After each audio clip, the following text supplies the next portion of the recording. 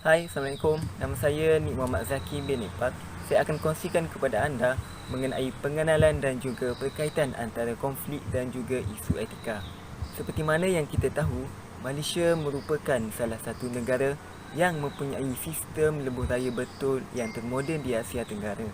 Ini kerana kewujudan sistem lebuh raya betul yang setanding dengan negara-negara maju seperti Singapura dan juga China. Jadi lebuh raya ini sangat penting untuk kita bergerak daripada satu tempat ke satu tempat dan memendekkan masa perjalanan.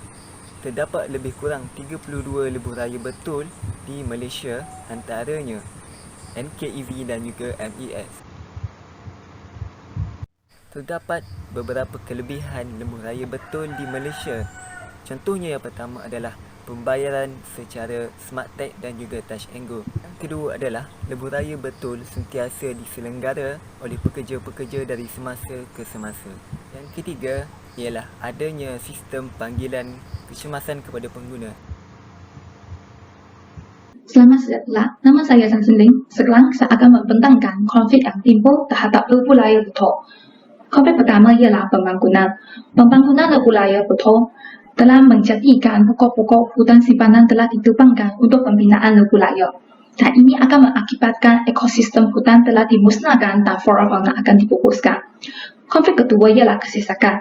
Kesesakan sentiasa berlaku pada masa bekerja, masa selepas bekerja dan musim perayaan.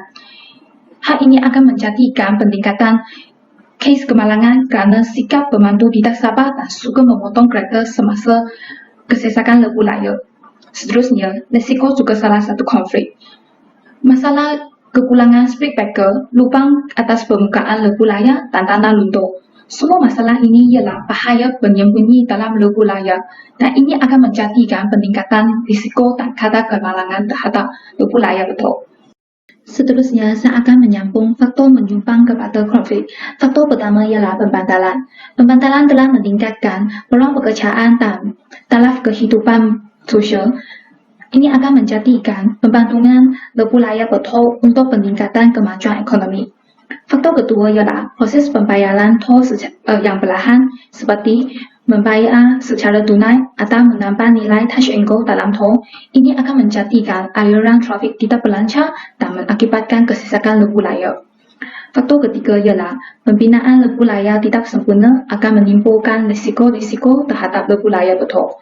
Hal ini disebabkan bahan binaan murah dan tidak berkualiti akan menjadikan keruntuhan permukaan lebuh raya dan tanah luntur. Berkaitan konflik dan isu etika. Yang pertama adalah kesihatan dan keselamatan. Lebuh raya sepatutnya lebih selamat jika pengguna sentiasa beretika dan sentiasa mematuhi peraturan semasa memandu. Dan juga peranan tugas pihak pengurusan juga sangat penting untuk memastikan keselamatan pengguna.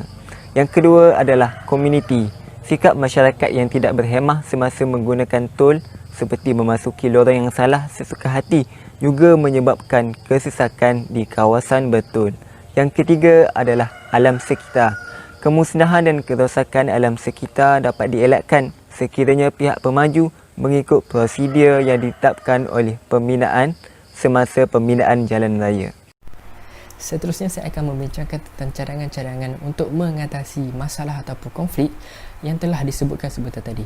Yang pertamanya ialah penanaman semula tanaman hutan, kerana hutan-hutan yang telah ditebang semasa proses pembinaan haruslah ditanam semula untuk memastikan spesies flora dan fauna tidak pupus. Seterusnya ialah kempen kesedaran keselamatan jalan raya haruslah dilakukan dengan lebih meluas agar pemandu-pemandu di negara kita ini tahu akan bahaya yang akan mereka hadapi ketika di jalan raya. Dan akhir sekali ialah speed breaker dan juga pembaikan jalan raya.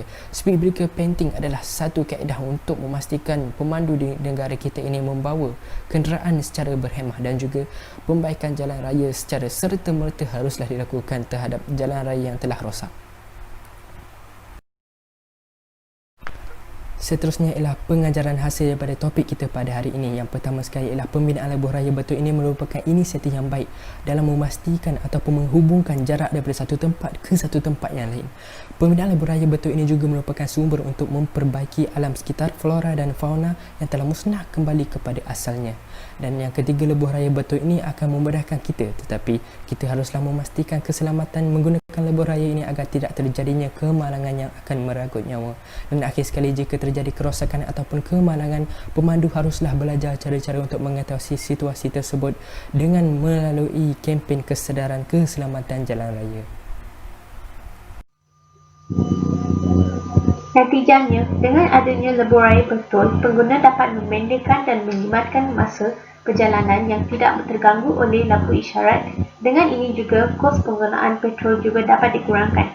Lebuh raya betul sememangnya penting untuk pengguna agar keselesaan di atas jalan raya dapat dikecapi dan pembangunannya memudahkan pengangkutan serta seiring dapat memajukan ekonomi negara. Justru, konflik yang memberi kesan-kesan negatif dari aspek kewangan, keselamatan dan penerokaan hutan ini diharapkan dapat diberi perhatian agar tidak membebankan pengguna dan memusnahkan alam sekitar. Oleh itu, pihak-pihak yang bertanggungjawab perlu mengambil berat tentang isu-isu lebuh raya betul ini sebelum konflik terhadapnya mendatangkan musibah yang banyak lagi pada masa yang akan datang. Sebagai rujukan, kita telah membuat sebuah soal selidik yang bertajuk Kemajuan dan Beban Lebuh Raya Betul di Malaysia. Hasil daripada soal selidik tersebut, 7 daripada 9 responden bersetuju bahawa pembinaan lebuh raya akan mengundang kepada kemusnahan habitat dan hutan serta kesesakan teruk pada musim perayaan cuti persekolahan adalah konflik utama yang timbul.